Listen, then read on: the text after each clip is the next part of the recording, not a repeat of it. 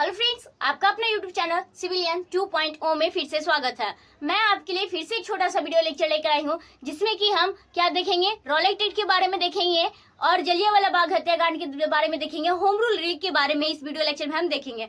पिछले video lecture में हमने आपको गांधी जी के बारे में बताया, उनके परिचय के बारे में बताया, उन्होंने किसकी उपाधि उन्हें किसने दिए थे, इन सारी बातों को हमने आपको पिछले वीडियो लेक्चर में दिया है। दोस्तों, इस वीडियो लेक्चर में देखेंगे कि रॉलेट एक्ट था क्या, इसमें होती क्या थी, लोगों को ने विरोध किया तो उनके साथ अंग्रेजों ने क्या किया और अंग्रेजों ने कहां कहां क्या क्या निहत्थियों पे गोली चलवाई, कैसे कैसी घटनाएं घटे, इन सारी बातों के बारे में हम इस वीडियो लेक्चर में देखेंगे। सबसे पहले दोस्तों हम ये देखेंगे कि रॉलेट एक्ट था क्या। तो दोस्तों, ये रॉलेट एक्ट कब पास किया गया, तो 18 मार्च 1919 को। ये इतना गंदा एक्ट था, इतना गंदा एक्ट अंग्रेजों ने चलाया कि किसी भी इसमें इस तहत क्या कहा गया दोस्तों कि अगर किसी भी पुलिस क्या कर सकती है, किसी भी व्यक्ति को क्या कर सकती है, गिरफ्तार कर सकती है बिना रीजन, क्या बिना वजह क्या कर सकती है, पुलिस किसी भी व्यक्ति को गिरफ्तार कर सकती है।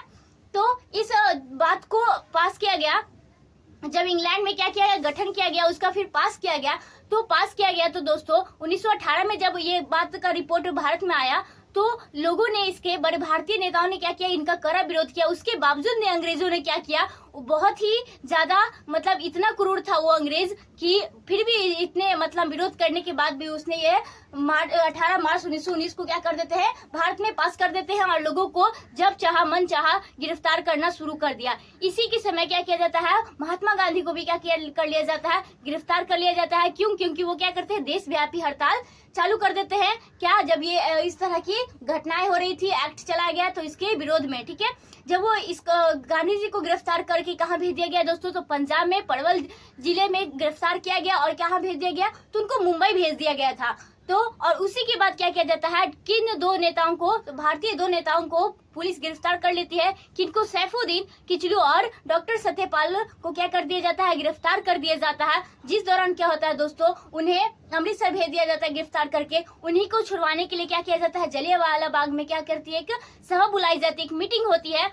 लेकिन उसकी खबर किसने, हंसराज ने क्या करते हैं कि खबर की, वो भारत का ही था लेकिन गद्दार, सुने होंगे भारत कितना भी अच्छा क्यों ना हो, लेकिन गद्दार के कारण क्या हुआ, आज भारत में इतने सारे, अगर 200 वर्षों तक हम अंग्रेज के गुलाम रहे तो रीजन क्या था, इन भारतीय गद्दारों के कारण। तो भारतीय गद्दार जो हंसराज था, उन्होंने इस सभा के बारे में, चर्चा के बारे में किसको बता दी, तो अंग्रेजों को बता दी। और जनरल डायर ने क्या किया, सैनिकों को लेकर क्या किया, उस जलियांवाला बाग में घुस गया और निहत्थियों पे धनाधन क्या करने लगा, गोलियां चलवाने लगी। इतने लोग मारे गए जिसकी आंकड़ा सही से आज तक पता ना लगाया गया है, लेकिन कहा गया है कि 1200 लोग क्या हुए, घायल हुए हैं और 380 लोग क्या हुए हैं, मारे गए हैं। लेकिन ये आंकड़ा बिल्कुल भी सही नहीं है, ये सिर्फ अंदाजा लगाया गया है, इससे अधिक लोगों की क्या गई, जाने गई है। तो दोस्तों, जब ये घटना घटी उसके बाद क्या किया गया, इनका भी विरोध किया गया। जब ये घटना घटी गई तो फिर इसके बाद एक समिति किया गया, हंटर कमीशन लाया गया जो अंग्रेजों के द्वारा था। इसके अध्यक्ष कौन थे, तो हंटर थे जो अंग्रेजी था। वो क्या किया, इस समिति में 5 लोग क्या थे, अंग्रेज थे और 3 लोग मात्र क्या थे, भारतीय सदस्य शामिल हुए थे। इस कमीशन में यह कहा गया कि जनरल डायर की क्या थी, कोई गलती नहीं थी।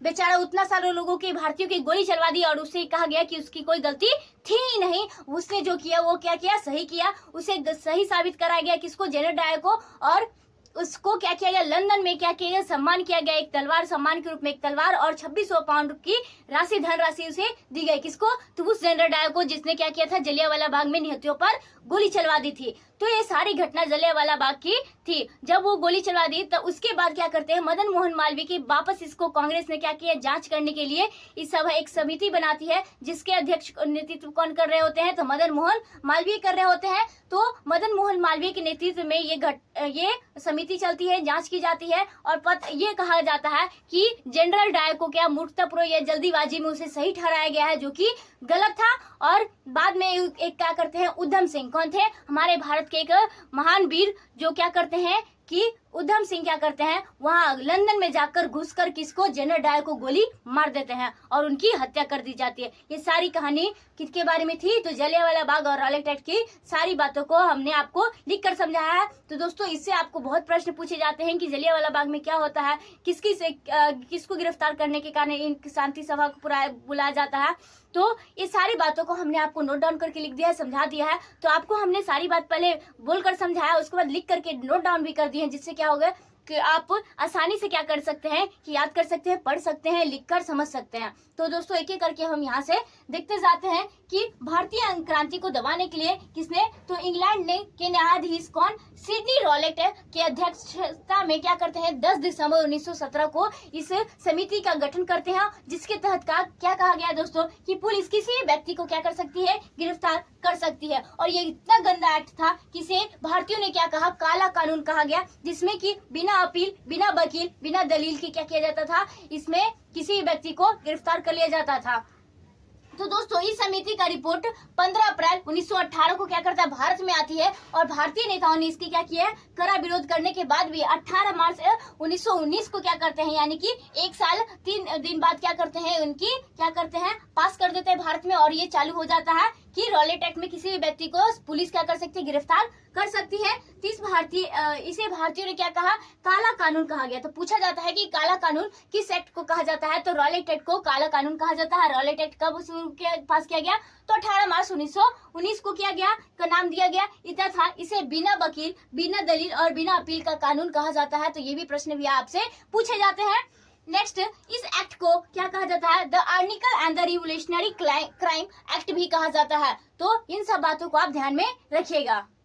तो दोस्तों उसके आगे हम देखेंगे कि 6 अप्रैल कब दोस्तों, 6 अप्रैल 1919 को क्या करते हैं, गांधी जी क्या करते हैं, देशव्यापी हड़ताल कर देते हैं, जिस कारण उन्हें क्या कर दिया जाता है, 2 दिन बाद 8 अप्रैल 1919 को क्या कर दिया जाता है, गिरफ्तार कर दिया जाता है। और उन्हें कहाँ भेज दिया जाता है, तो उन्हें अमृतसर के पलवल जिले से उन्हें कहाँ भेज दिया जाता है, मुंबई भेज दिया जाता है, जिसका नाम अब क्या है, मुंबई हो गया है। नेक्स्ट, इस कानून के तहत किन 2 आदमी को पकड़ा गया, गिरफ्तार किया गया दोस्तों, तो 9 अप्रैल 1919 को क्या कर देता है, सैफुद्दीन किचलू और डॉक्टर सत्यपाल को गिरफ्तार करके अमृतसर भेज दिया गया, जिस कारण इन्हीं को छुड़वाने के लिए एक शांति सभा का समिति हुआ, जिस दौरान क्या हुआ दोस्तों कि जलियांवाला बाग में एक शांति कमीशन हुआ था, जिसके बारे में हम आगे देखेंगे। तो इस सत्याग्रह का प्रमुख केंद्र कहाँ था दोस्तों, तो पंजाब में ये सारी घटनाएं घट रही थी। तो हम जलियांवाला बाग के बारे में एक करके हम नोट पॉइंट करके हम समझेंगे और जानेंगे कि क्या हुआ था।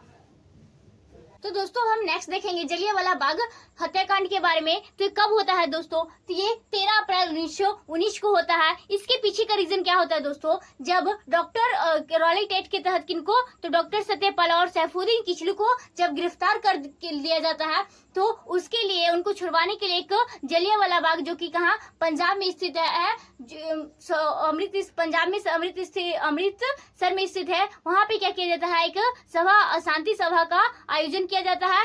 जो कब किया जाता है, तो बैसाखी के दिन किया जाता है। तो इसकी बात किसने, हंस राज ने क्या करते हैं, अंग्रेजों को बता देते हैं। और जिसके कारण ये कौन था दोस्तों, तो भारत का ही क्या था, एक भारतीय था, जो हंस राज जो क्या करता है, अंग्रेजों को बता देता है। अंग्रेजों को इस बात की पता लगने के कारण आर डायर को क्या करते हैं, आर डायर को क्या कहते हैं, भेज दिया जाता है सैनिकों के साथ, कहाँ, जलियांवाला बाग में। और वो क्या करते हैं, आर डायर जलियांवाला बाग में जाकर क्या करते हैं, मतलब क्या करते हैं, निहत्तों पे गोलियां जलाने लगती हैं, मतलब कि जिसे देखा उन्हें गोलियों से मार दिया, उड़ा दिया। और इस दौरान आंकड़ों के हिसाब से लगभग कहा जाता है कि लगभग कितना दोस्तों, तो 380 के अप्रॉक्स क्या होते हैं कि आंकड़ा के अनुसार कहा गया है कि 380 के अप्रॉक्स क्या होते हैं कि लोग मारे जाते हैं, और लगभग 1200 लोग क्या हो जाते हैं, घायल हो जाते हैं। लेकिन वास्तव में ये आंकड़ा सही नहीं है, कहा जाता है कि इससे भी बहुत अधिक लोगों की क्या हो जाती है, जान जाती है, और बहुत सारे लोगों को घायल होते हैं। तो इसके बारे में हम देखते जाते हैं कि रॉलेट एक्ट के विरुद्ध में क्या करते हैं, अमृतसर जलियांवाला बाग कब दोस्तों, 13 अप्रैल 1919 को बैसाखी के दिन क्या किया जाता है, शांति सभा का आयोजन किया जाता है। जो उसी समय क्या किया जाता है, किसको, तो आर डायर को, किसको दोस्तों, तो आर डायर को जलियांवाला बाग में सैनिकों के साथ भेज दिया जाता है, और जहाँ पे निहत्तों लोगों पर क्या कर दी जाती है, गोलियां चलवा दी जाती है। तो लगभग कितने दोस्तों, इतने लोग मारे गए और भारतीयों और 1200 भारतीयों घायल हुए। दोस्तों वास्तव में यह आंकड़ा क्या थी, इतने लोग नहीं थे, इससे ज्यादा लोग मारे गए थे। इस समय भारत का वायसराय कौन था दोस्तों, तो लॉर्ड चेम्सफोर्ड था। कौन था दोस्तों, तो इस समय जो ये घटनाएं घट रही थी उस समय यहाँ का गवर्नर कौन था दोस्तों, तो लॉर्ड चेम्सफोर्ड था। और कहा जाता है कि किसने, हंसराज भारतीय ने, हंसराज नामक भारतीय ने क्या करते हैं, इसकी बात इससे जो जलियांवाला बाग में एक शांति सभा का आयोजन किया जा रहा था, इसके बारे में कि अंग्रेजों को सूचना दे देता है। ठीक है, इस दौरान क्या करते हैं, जब ये घटना घटती है तो अंग्रेज क्या करते हैं, इसकी जांच के लिए क्या करते हैं, एक क्या करते हैं, हंटर कमीशन यानी एक फिर से बैठक बुलाती है, जिसमें कि क्या 3 भारतीय और 5 अंग्रेजी सदस्य शामिल होते हैं। ये कब होता है दोस्तों, तो 1 अक्टूबर 1919 को ये इस बारे की जांच के लिए एक सभा बुलाई जाती है, कमीशन, एक हंटर कमीशन होती है। ये हंटर कमीशन कौन था दोस्तों, तो ये इस कमीशन का क्या था, अध्यक्ष था, ये इसका नेतृत्व कर रहा था। इन्हीं के हंटर के समय नेतृत्व में ये कमीशन किया जा रहा था। तो दोस्तों जब गोली चलवा दी गई तो जलियांवाला बाग में उतने लोगों की हत्या हो गई, तो इसके बाद एक क्या किया गया, एक समिति बुलाई गई, एक गठन किया गया, इसकी जांच के लिए क्या किया गया, एक हंटर कमीशन हुआ था, जिसमें क्या करते हैं, इसके अध्यक्ष कौन होते हैं, तो हंटर होते हैं, जो क्या करते हैं कि इस कमीशन की जांच के लिए मतलब बैठते हैं कि क्या हुआ था, किसकी गलती थी। तो इसमें यह बताया गया कि जनरल डायर ने जो किया वो क्या किया, सही किया, उसमें उसकी कोई गलती नहीं थी। जबकि आपको पता होगा कि बेवजह निहत्थों पे क्या कर दिया गया था, गोली चलवा दी गई थी। तो इस कारण क्या होता दोस्तों, आर डायर को जो गोली चलवाया था, जो इस सेना लेके गया था जलियांवाला बाग में, उसको क्या करता है, लंदन में क्या किया जाता है, सम्मानित किया जाता है और उसे एक तलवार दी जाती है और 2600 पाउंड की क्या की जाती है, धनराशि की सम्मान के रूप में दिया जाता है और उसे एक शेर की उपाधि, ब्रिटिश साम्राज्य का शेर का उपाधि दिया गया। कहाँ दोस्तों, तो ब्रिटेन में। ये सारी घटनाएं किसकी होती है, तो लंदन में जनरल डायर ने जो गोली चलवाया था, जिसने गोली चलवा दी थी लोगों पे, निहत्थे लोगों पे, तो उनको सम्मानित किया गया और कहा गया कि जो किया गया है मतलब सही है, इसमें इसकी कोई गलती नहीं है।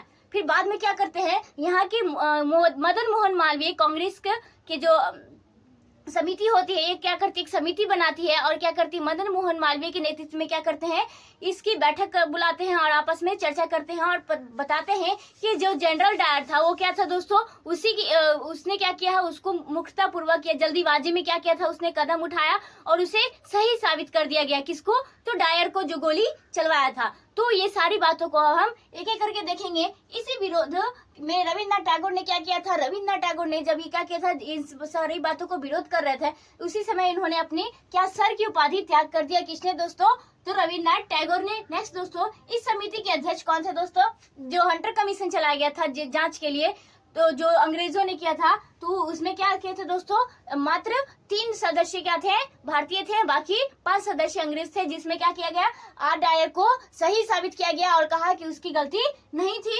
हंटर कमीशन में जनरल डायर को सही ठहराया गया और लंदन में उसे तलवार देकर सम्मानित किया गया और कितना 2600 पाउंड देकर उसको क्या किया, धनराशि के रूप में, सम्मान के रूप में दिया गया। नेक्स्ट, ब्रिटेन में उसे ब्रिटिश साम्राज्य का शेर की उपाधि दी गई। किसे, तो जनरल डायर को लंदन में उसे किसकी उपाधि दी गई, तो ब्रिटिश साम्राज्य का शेर का उपाधि दिया गया। नेक्स्ट, कांग्रेस ने इस घटना की जांच के लिए क्या करते हैं, मदन मोहन मालवीय के नेतृत्व में एक समिति बनाती है। क्या करती है, एक समिति बनाती है, जिसके कौन कौन से सदस्य होते हैं, तो मोतीलाल नेहरू होते हैं, गांधी जी होते हैं, तैयब जी होते हैं, CR दास और पुपुल जयकर, ये तो सब क्या होते हैं, जयकर, जो इस समिति के क्या होते हैं, मतलब सदस्य होते हैं और नेतृत्व कौन कर रहे होते हैं, तो मदन मोहन मालवीय। नेक्स्ट देखेंगे कि 13 मार्च 1940 को क्या करते हैं, कौन, उधम सिंह क्या करते हैं दोस्तों, लंदन जाकर उसके यहाँ घुसकर लंदन में जाकर उसकी क्या करते हैं, हत्या कर देते हैं गोली चलाकर। तो कौन दोस्तों, ये हमारे ही वीर कौन थे, भारतीय वीर उधम सिंह क्या करते हैं, पंजाब के रहने वाले, जो क्या करते हैं, लंदन में जाकर किसको, तो जनरल डायर को गोली मारकर उनकी हत्या कर देते हैं। कब दोस्तों, तो 13 मार्च 1940 को। तो नेक्स्ट दोस्तों, हम होम रूल लीग आंदोलन के बारे में हम देखेंगे। पिछले हम क्या देखे हैं, तो रॉलेट एक्ट और किसके बारे में देखें, तो जलियांवाला बाग के बारे में हम सारी बातों को जाने थे। होम रूल लीग के बारे में जानेंगे। ये दोस्तों, यह आंदोलन कहाँ से होता है, तो आयरलैंड से होता है और ये 2 चरणों में होता है। कौन दो चरणों में होता है? तो पहली चरण अप्रैल 1916 में किसके द्वारा होती है, किसके नेतृत्व में? तो बाल गंगाधर तिलक के नेतृत्व में होते हैं, जिन्हें भारत का क्या कहा जाता है? लोकमान्य कहा जाता है। इन्हीं का क्या कहा गया है? इसी आंदोलन के तहत वो क्या कहते हैं कि स्वराज मेरा जन्मसिद्ध अधिकार है, मैं इसे लेकर ही रहूंगा। ये किनका नारा था? तो ये बाल गंगाधर तिलक का नारा था, जो इसी आंदोलन के दौरान उन्होंने दिया था। नेक्स्ट दोस्तों ये देखेंगे कि बाल गंगाधर तिलक जब ये आंदोलन कर रहे थे तो उन्हें क्या कहा? उन्हें एक अंग्रेज ने क्या कहकर बुलाया? तो भारतीय शांति का क्या कहा? जनक कहा। और इस कारण से क्या करते हैं कि बाल गंगाधर तिलक उस पर केस करने के लिए कहाँ चले जाते हैं? तो लंदन तक चले जाते हैं। नेक्स्ट ये दूसरा चरण किनके द्वारा किया जाता है? तो सितंबर 1916 में किनके द्वारा? तो एनी बेसेंट के द्वारा किया जाता है होम रूल लीग का दूसरा चरण। तो इसके बारे में हम देखेंगे। तो और उनको क्या किया जाता है? जब ये एनी बेसेंट जब इस आंदोलन को कर रहे होते हैं तो उस समय क्या किया जाता है? एनी बेसेंट को क्या कर दिया जाए? गिरफ्तार कर लिया जाता है और 1918 में क्या किया जाता है? उन्हें छोड़ा जाता है। तो उसके बाद क्या हो जाता है? उस समय तक ये होम रूल लीग आंदोलन क्या हो जाता है? समाप्त हो जाता है। तो क्या करके आइए हम जानते हैं कि यह आंदोलन कहाँ से दोस्तों? तो आयरलैंड से प्रेरित था। कौन सा? तो होम रूल लीग आंदोलन। ठीक है, नेक्स्ट देखेंगे यह 2 चरणों में आंदोलन हुआ था। ये आंदोलन कितने चरणों में? तो 2 चरणों में। पहला चरण क्या था? तो पहला चरण का नेतृत्व कौन कर रहे थे? तो बाल गंगाधर तिलक ने अप्रैल 1916 में महाराष्ट्र में, कहा दोस्तों? तो महाराष्ट्र में किया। इसी आंदोलन के दौरान तिलक जी ने कहा था, क्या कहा था? स्वराज मेरा जन्मसिद्ध अधिकार है और मैं इसे लेकर ही रहूंगा। ये किनका नारा था? तो ये बाल गंगाधर तिलक का नारा था। ये दोस्तों आपको प्रश्न एग्जाम में पूछे जाते हैं, तो याद रखिएगा। तो वैलेंटाइन सिरोल, कौन दोस्तों? वैलेंटाइन सिरोल ने इन्हें भारतीय शांति का जनक कहा। कौन कहा था दोस्तों? तो वैलेंटाइन सिरोल ने। इसका जिसके कारण क्या करते हैं? वो इस पे केस करने कहाँ चले जाते हैं दोस्तों? तो लंदन चले जाते हैं। 1918 में होम रूल लीग आंदोलन का प्रथम चरण क्या होता है? समाप्त होता है। और तिलक जी को क्या कहा जाता है दोस्तों? तो लोकमान्य कहा जाता है। तो ये पूछी जाती है कि लोकमान्य किनकी उपाधि है या फिर किनका उपनाम है? तो बाल गंगाधर तिलक की है। और कहा जाता है दोस्तों कि महात्मा गांधी क्या करते हैं? इनकी अर्थी को कंधा देते हैं। तो इस बात को भी आप ध्यान रखिएगा। तो नेक्स्ट दोस्तों हम इस आंदोलन के दूसरे चरण के बारे में हम देखेंगे। तो ये दूसरा चरण किनके द्वारा होता है? तो सितंबर 1916 में किनके द्वारा होता है? तो एनी बेसेंट के द्वारा होता है। और पूरे भारत में क्या होता है? यह आंदोलन फैल जाता है। तो इस आंदोलन को पूरे करने क्या हो जाता है? पूरा भारत में फैल जाने के कारण क्या हो जाता है? अंग्रेज क्या कर लेते हैं? एनी बेसेंट को गिरफ्तार कर लेते हैं। और जब तक वो गिरफ्तार से छूटकर आते हैं, जेल से छूटकर आते हैं, तब तक यह आंदोलन क्या हो जाता है? पूरी तरह से समाप्त हो जाता है। और इस आंदोलन का मेन उद्देश्य क्या था दोस्तों? तो राज्यों का स्वशासन, यानी कि क्या?